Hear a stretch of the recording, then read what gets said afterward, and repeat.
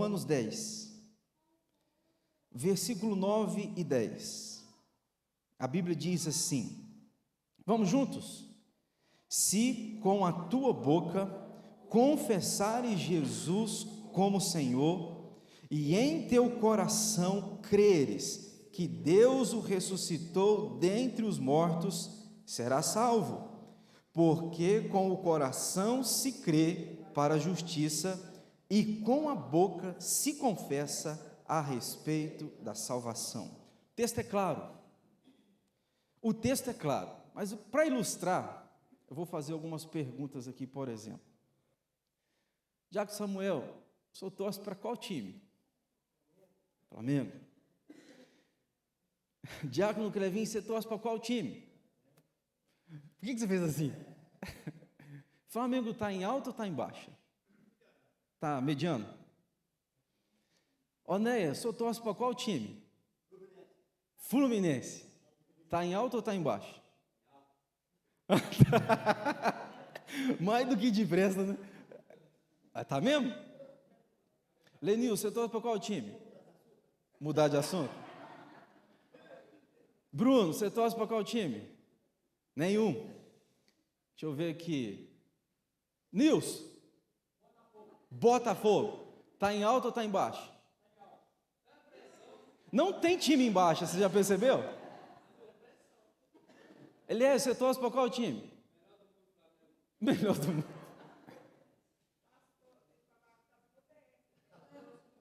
A senhora torce para qual time? Ah! Muito bem. Deixa eu dizer para você, por que eu estou começando brincando assim com vocês? Sabe o que vocês fizeram? Vocês fizeram uma pública confissão do time que torcem. Quando eu digo a você que time você torce, eu digo, torço para o Flamengo, eu estou confessando que a minha torcida é para o Flamengo. Isso é uma confissão. Você sabe por que eu sei que o Clevinho torce para o Flamengo? Ele acabou de confessar. Aliás, eu já sabia, né? Mas ele acabou de confessar isso. Quando a gente confessa, a gente expõe a nossa torcida, a gente expõe a nossa fé. O que é profissão de fé? É a exposição daquilo que eu creio. Quando alguém pergunta a você, você é crente? E você diz, eu sou crente em Cristo, você está fazendo o quê? Expondo a sua fé. Você está fazendo uma confissão externa. Os nossos irmãos fizeram isso. Agora você vê que interessante, né? Não tem time ruim numa confissão de torcida, né? Botafogo está em alto, o Fluminense está em alto, o Flamengo está em alto. O torcedor, ele luta para colocar o time dele lá no topo. Não é assim? Se for um torcedor igual eu, aí o time está bem encrencado, porque eu sou bem fraco para torcer, bem fraco. Quando eu era criança, torcia para o Flamengo, e aí depois me converti. Estou brincando, só brincando com vocês.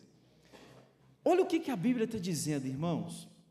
Romanos vai dizer assim para a gente. Romanos 10, o verso 9 diz, se com a tua boca confessares, e em teu coração, a confissão a Deus, ela envolve duas coisas da nossa vida.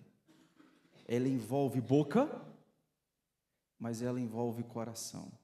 Eu confesso com a boca, isto é, falo, mas eu preciso de crer com o coração.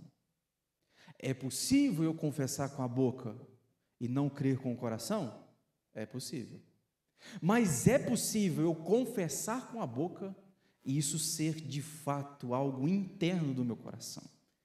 Por isso que quando a gente fala de pública profissão de fé, é o que a Bíblia está dizendo aqui para a gente fazer. Nós precisamos confessar com a boca que Jesus é o meu Senhor e crer no meu coração. Está entendendo? Agora, o coração, quem sabe? É só Deus que sabe. É Deus que conhece o meu, Deus que conhece o seu. Então, qual que é a maneira de eu saber isso? É você confessando. Eu não leio o seu coração, mas eu ouço as palavras. Você vai compreender? O seu coração não tem acesso, mas a sua voz eu tenho. Então, para que eu, Alexandre, saiba a tua fé, é preciso que você a expresse. Eu creio no Filho de Deus. Eu gostei muito do pastor Edmar naquela ocasião que era meu aniversário, ele veio ministrar, ele começou o culto, o sermão, perguntando assim: você já assumiu que é crente para alguém? De repente, numa roda de conversa, de amigos que você, porventura, não tem muito relacionamento, e alguém expõe ali, e você diz: eu sou crente, eu sirvo a Deus. Eu já tive essa coragem, você já teve? Quem já teve? De falar que é crente. Aí, ó. Agora, o contrário, ele também fez uma pergunta: você já teve no momento que era para você confessar que você era de Cristo, você se calou? Não vou te pedir para levantar a mão, não, mas eu já. No momento que era para você declarar, eu estava no hotel, por exemplo, a gente estava numa viagem, e aí conversando com um grupo de pessoas que eram estranhas, né? A gente estava encontrando ali, e começaram a falar de alguns problemas, eu pensei: eu não vou falar que eu sou pastor, porque se eu falar que eu sou pastor, essa turma vai colocar os problemas para eu resolver, e eu me calei, eu me envergonho do que fiz, mas eu já me calei quando era para eu ter confessado, dito: olha, eu sou crente, eu sou de Deus, eu estou aqui. Então, quando a gente é convidado por Deus para confessar, Ele está querendo que a gente admita, que a gente confesse, que a gente propague que a gente pertence ao Senhor Jesus. Isso é uma ordem para todo filho de Deus. Aquele que creu no coração precisa de confessar com a boca. Por isso que na Igreja Presbiteriana do Brasil, inclusive na Igreja Presbiteriana Serramonte, e esta é uma tradição, esta é uma obediência que nós temos às Escrituras. Quando uma pessoa entendeu que no coração ela crê em Deus, a gente a convida a vir à frente da igreja para que ela confesse. Assim como o Clevinho falou: eu torço para o Flamengo, ilustrando, né? Eu torço para o Flamengo, você vai vir aqui dizer: eu sou de Cristo, Ele é Senhor e Salvador da minha vida. Eu preciso fazer isso. Agora, o que é interessante é que o texto diz assim, ó, o verso 9: porque se com tua boca confessares Jesus como Senhor e em teu coração creres que Deus o ressuscitou dentre os mortos, será salvo. Há um texto que diz que aquele que se envergonhar de mim, eu o envergonharei no último dia. Isso é cruel. Aí eu queria pensar com vocês aqui, irmãos, nós temos a turma que está fazendo a sala aqui, boa parte dela presente aqui com a gente, vou levantar algumas perguntas e tentar responder essas perguntas aqui, para a gente ir pensando juntos. Primeiro, deixa eu fazer algumas considerações que são importantes aqui para você entender. Talvez você mais velho de igreja, você sabe, mas a turma que está chegando pode ser que não saiba. Na Igreja Presbiteriana do Brasil, nós temos duas formas, ou dois tipos de membros na igreja. São os membros que nós chamamos de menores e os membros maiores. Os menores são os membros não comungantes. Por que essa expressão, né? Não comungantes? Porque eles não participam da ceia. Embora sejam membros, mas porque são menores, eles não comungam, eles não participam da ceia. Quando esses membros menores, quem são os menores? São as crianças batizadas na infância. Por exemplo, o meu filho é um membro menor aqui da igreja. Ele é membro? É membro. Mas ele é comungante? Não. Ele é um membro não comungante. Ele não comunga na hora da ceia. Ok? É um membro menor. Só que o Ravi, por exemplo, usando a minha ilustração, quando ele chegar a uma idade que ele entender que crê no coração em Deus, nós vamos fazer com que ele passe por todo o processo, para que ele venha aqui na frente e ele diga para toda a igreja: Jesus é o meu Senhor. Você sabe por quê? Sabe quem está dizendo isso para o Ravi hoje? Quem diz que o Ravi crê hoje sou eu e a Clícia. Hoje é com a minha boca eu digo: Deus, o Senhor é o meu Senhor e é o Senhor do meu filho. Ele ainda não entende, mas vai chegar um dia que ele vai entender essa verdade. Quando ele entender essa verdade, ele vai vir com a boca dele. Consegue entender? Quando ele vier com a boca dele, ele vai fazer a pública profissão de fé. E aí ele vai se tornar um membro comungante, ou um membro maior. Sendo um membro maior, ele então vai poder participar da ceia. Tudo é muito bem projetado, irmãos. Na igreja tudo é muito bem organizado. E o que eu amo na Igreja Presbiteriana do Brasil é que as crianças não ficam de fora. Não ficam. Uma criança, Filha de crente, ela está dentro de um pacto. Eu não entendo de verdade o porquê que tem tanta gente com dificuldade de crer no pacto, porque o pacto é a nossa maior garantia, é a nossa maior segurança. Se você, por exemplo, o que acontece com uma criança que nasceu, recém-nascida e morreu? Bom, para você que é crente e crê no pacto, você entende que a criança nasceu e ela morreu e ela está com o pai. Por que ela está com o nosso pai? Por causa do pacto. Porque Deus tem uma aliança com você e com os seus filhos. Pastor, mas não deu tempo dele crer. Não deu tempo dele crer. Mas eu creio que ele pertence ao Senhor. E o Senhor tem uma aliança com ele. Isso para nós é uma segurança impressionante, cara. Agora, se você não crê no pacto, teu filho nasceu, é um recém-nascido, não teve tempo de ouvir a Bíblia, de compreender a Bíblia, morreu, é meio desesperador. Onde que ele está? Se você não crê na aliança, você vai falar o quê? Precisa então entender para crer. Bom, então se ele não entendeu para crer, complicou. Está entendendo? A nossa doutrina, irmãos, que é bíblica, porque se você colocar a Bíblia, nós temos 2 pactos: Antigo Testamento, Novo Testamento. O testamento é a palavra pacto. Antigo pacto, novo pacto. Se eu disser que não existe pacto, eu tenho que rasgar a Bíblia, porque a Bíblia é um antigo pacto e um novo pacto, não tem outra saída. Isso é glorioso. Deus me insere nesta aliança, entende? Eu não vou falar sobre o pacto em si, pacto de redenção, pacto de obras, pacto de graça, porque eu teria que ter um estudo todo para a gente falar disso, mas numa outra ocasião a gente pode falar, que eu já falei isso algumas vezes aqui. Isso é glorioso demais. Quando Deus faz um pacto com Adão, Adão tinha a sua responsabilidade. Em Adão obedecendo, Deus iria agir, mas Adão desobedeceu. Então Deus resolve fazer um pacto de graça. De graça, a palavra já diz, eu não tenho participação. Deus resolve do início ao fim levar esse pacto à conclusão. E aí eu estou nele. E eu nesse pacto só respondo com 2 coisas. Eu respondo com arrependimento e com fé. Isso é glorioso demais, irmãos. Glorioso demais. Então, na igreja presbiteriana, nós temos os membros menores e nós temos os membros maiores. Um membro menor, uma criança, só é batizada se houver um representante crente na igreja. O seu pai pode trazê-la. Vamos supor que uma família, o pai é crente, a esposa não é crente. Um filhinho nasceu pequeno. O pai, que é crente, ele está dentro do pacto, ele pode trazer o filho para ser apresentado ao batismo. Ou vice-versa. O pai não é crente, a mulher é crente, a mulher pode trazer. A gente já teve casos aqui que o pai não é crente, a mãe não é crente, mas os avós são. E os avós trazem ao altar e apresentam um neto ao batismo. Olha que interessante, o avô ou avó, que crente é, ele diz assim: a minha geração, a minha descendência é do Senhor, inclusive os meus netos. Traz e apresenta. Quantas vezes já aconteceu?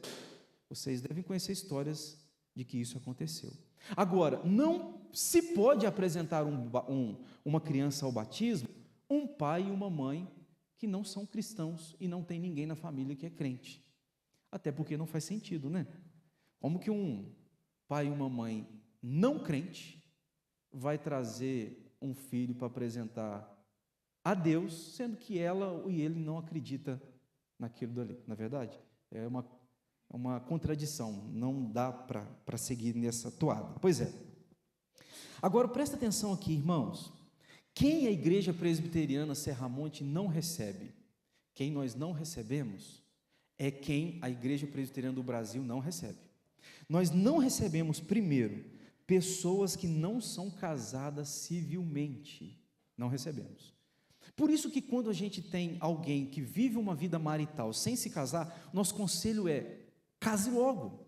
E quando eu estou dizendo case logo, eu não estou dizendo fazer uma cerimônia. Se você quiser, você pode fazer uma grande festa, se você quiser, você pode fazer, mas eu estou dizendo ir ao cartório e assinar o documento. Por quê? Escute aqui, isso aqui tem que ficar claro na sua cabeça. A igreja presbiteriana do Brasil não casa. Quem casa é cartório. A igreja não casa. Quem casa é cartório. Pastor não casa. Quem casa é cartório. Você está entendendo? O que o pastor faz?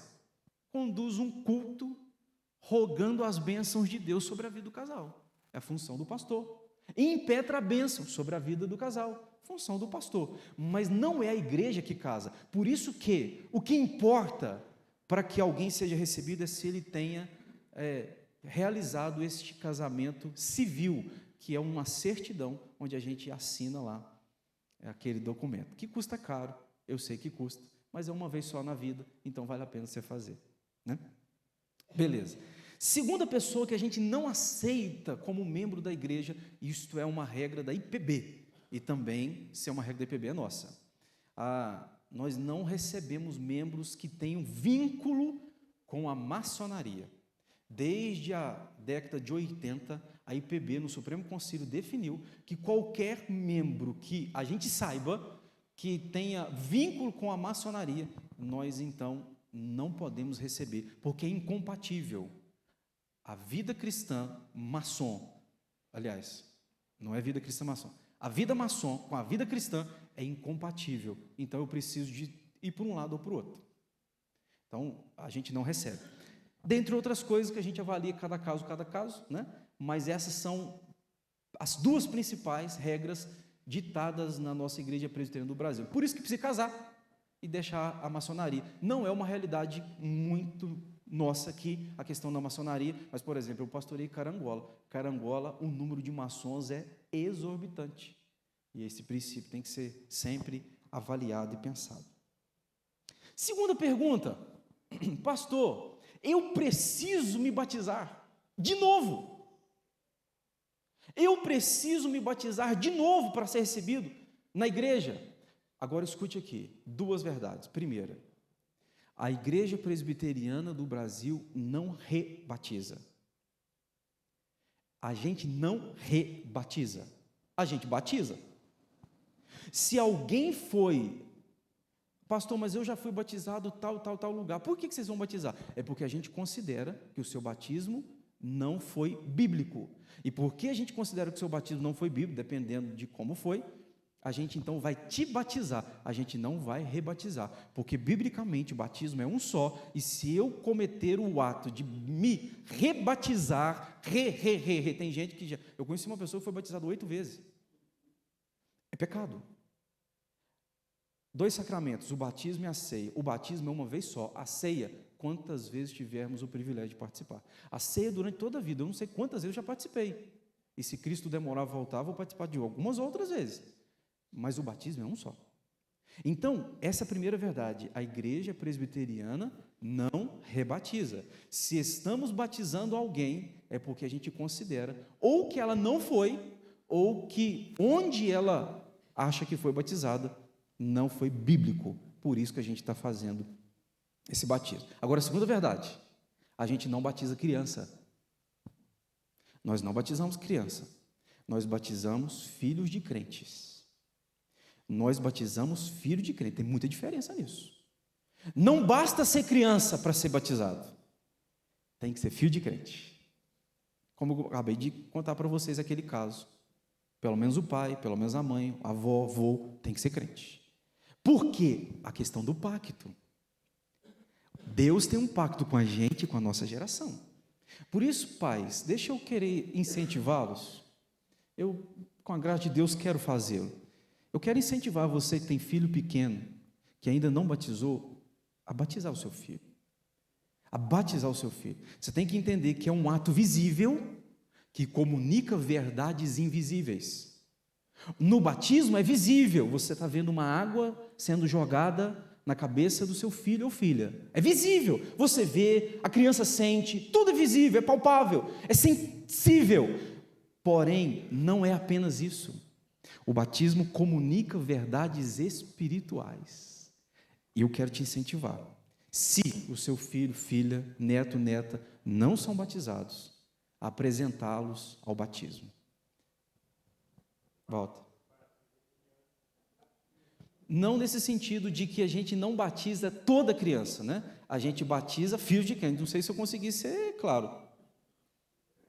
Uma coisa é ser criança, outra coisa é ser filho de crente. Porque se eu falar que batiza toda criança, eu estou dizendo que qualquer pessoa que seja criança eu vou batizar. Eu não vou, né? Senhora?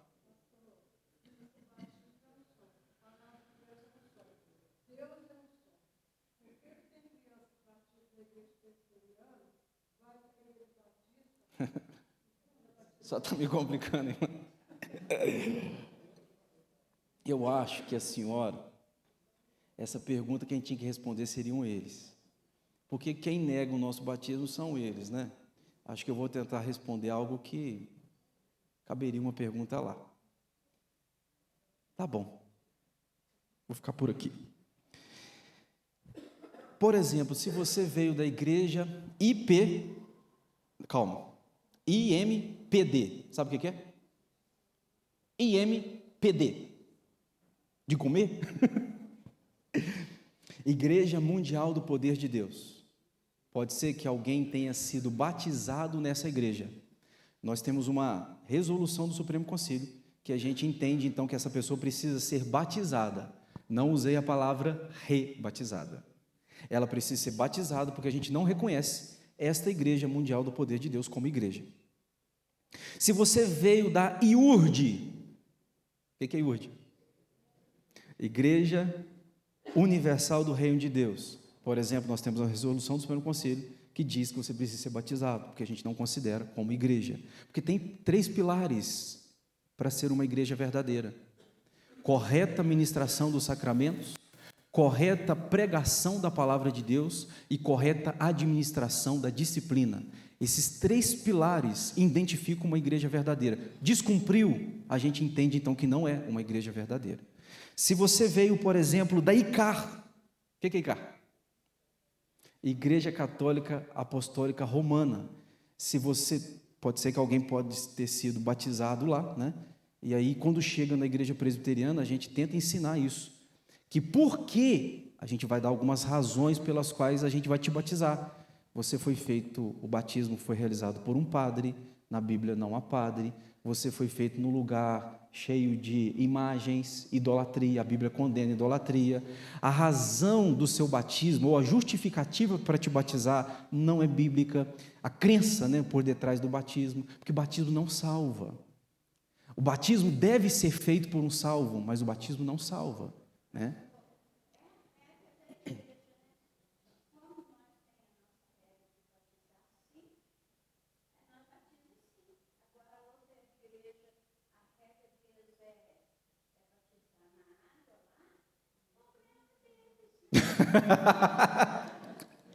Dona Dorcas, é top demais. Muito bem. Irmãos, deixa eu dizer uma coisa. A gente batiza por aspersão, correto? O que é aspersão? Aspersão é água derramada sobre a cabeça. É daqui, ó. A gente não faz isso? Presbiteriano batiza assim. Por exemplo, eu estava em Carangola, uma pessoa falou comigo: pastor, eu sou presbiteriano, eu amo a igreja presbiteriana do Brasil. Eu queria muito que o senhor me batizasse nas águas, no rio. Eu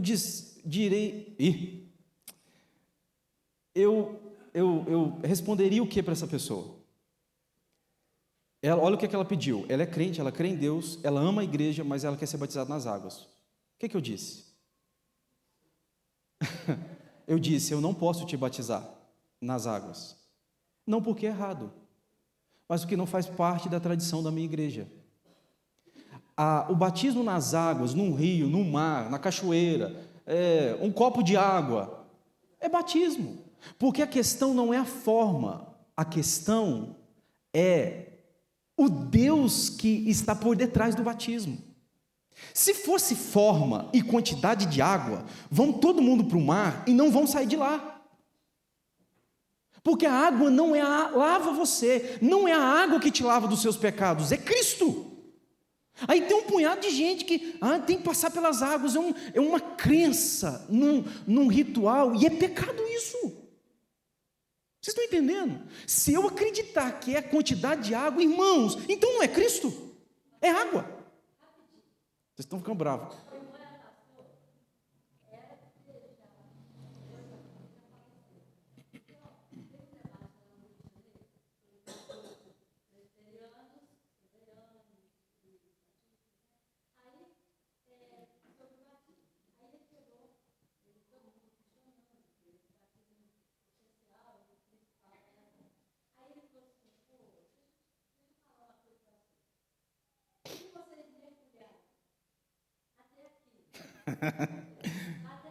Conheço essa.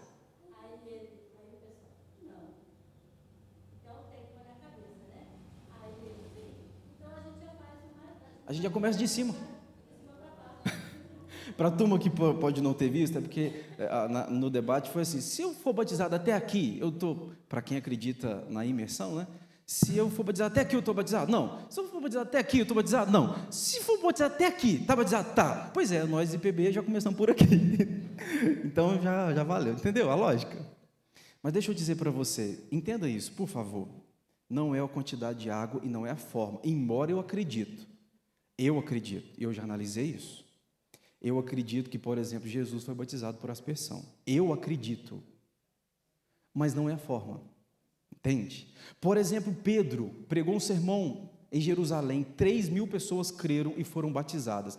Irmão, você tem cabeça boa? Como que você batiza 3.000 pessoas? 3.000!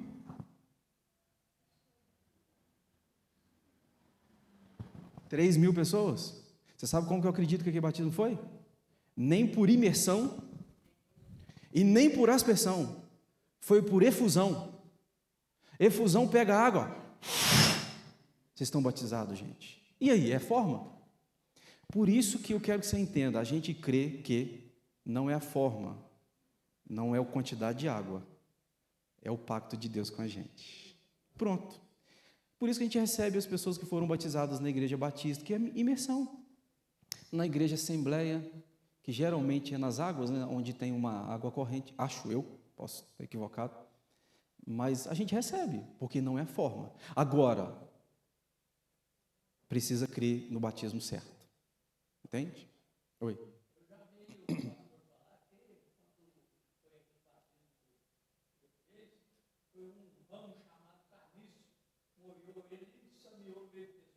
Que é efusão, né?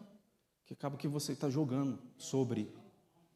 Então, aí eu respondi para aquela pessoa: sim, pastor, o senhor pode me batizar nas águas? Eu não posso, não porque é errado, é porque eu tenho uma tradição, eu sou presbiteriano. Aí senão daqui a pouco fica a gosto, né, irmão?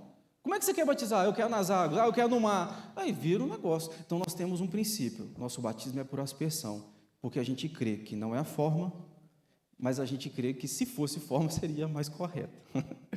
Se posso te dizer isso. Bom, vou ter que correr, né? Por que fazer a pública a profissão de fé? Porque eu crio no coração. Por que eu preciso professar? Porque está aqui dentro. Pastor, não creio. Tudo bem, não precisa de fazer profissão de fé, não. Nós não queremos chamar você para você mentir. Está entendendo?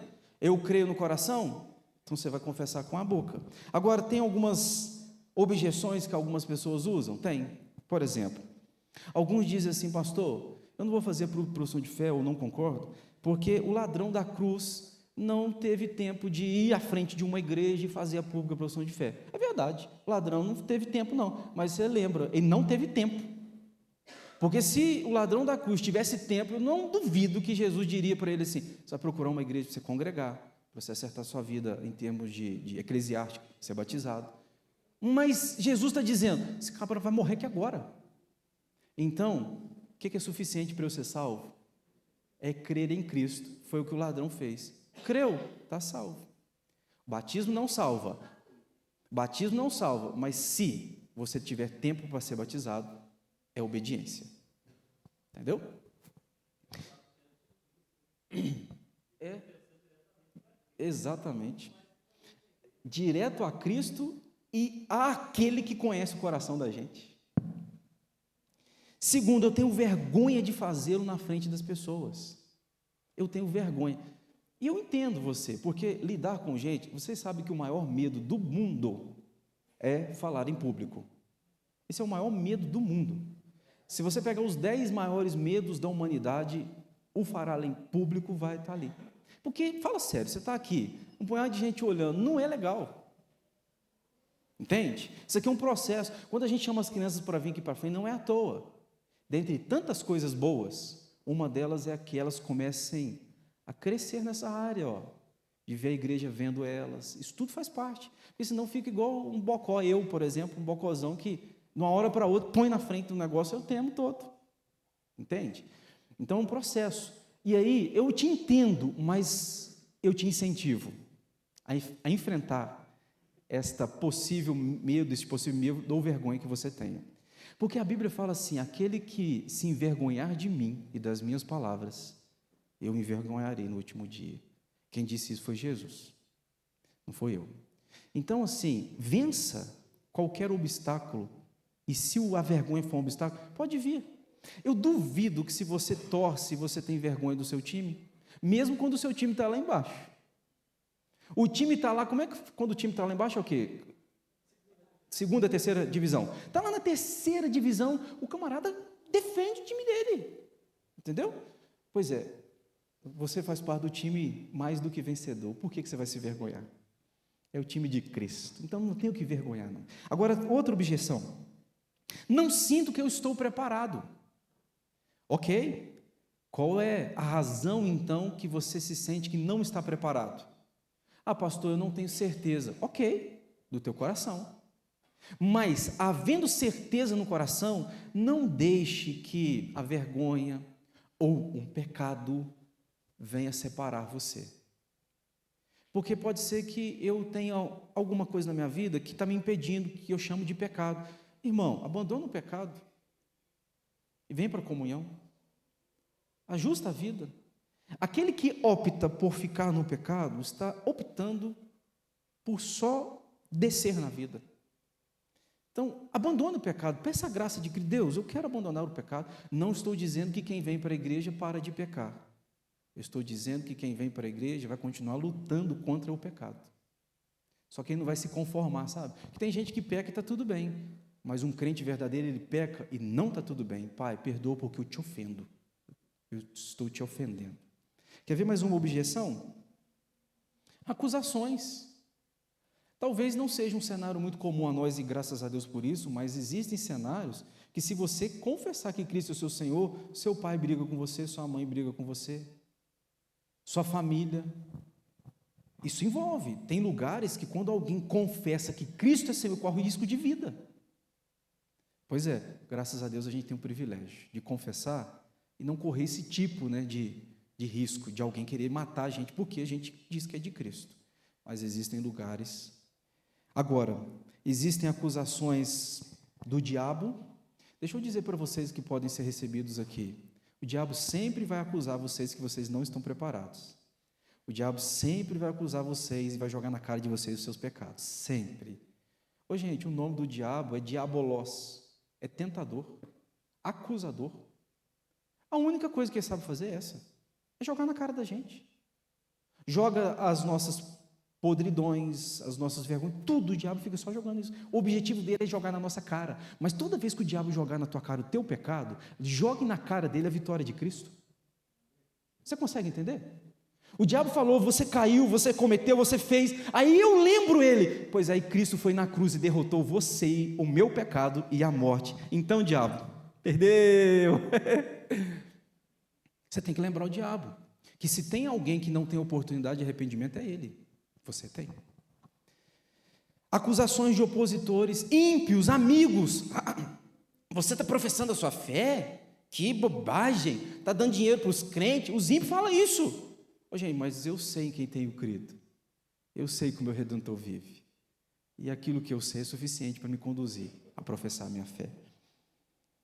Pois é. Privilégios de ser membro da igreja. Tem livre participação na igreja, pode ser nomeado, nomeada, pode ser eleito, caso, dependendo da função que ele está sendo cogitado para eleição, pode participar da ceia do Senhor, pode trazer os filhos para o batismo, pode ocupar cargos eletivos na igreja, participar das assembleias. Deveres.